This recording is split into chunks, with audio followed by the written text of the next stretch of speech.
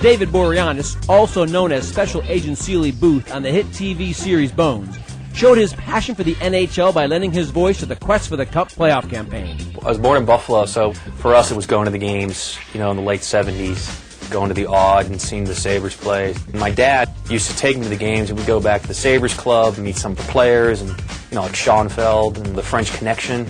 I moved to Philadelphia when I was 7, so I became a big Flyer fan. I'm still a Flyer, #1 Flyer fan, and I was kind of inducted into it really early, but I never played it. I always wanted to play, but my mom just didn't want to drive me to practice at 5 a.m.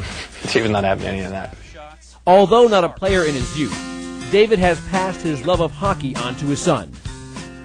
My son Jaden's big Flyer fan. Even though I took him, his first game was Anaheim against the Kings. He had his eyes just wouldn't blink. They were just so wide open like pucks. And I had memories when I was a kid, when I was watching the Sabres play, and my dad did the same thing with me. So it's great to have my now 5-year-old be a part of the cheer section on the couch.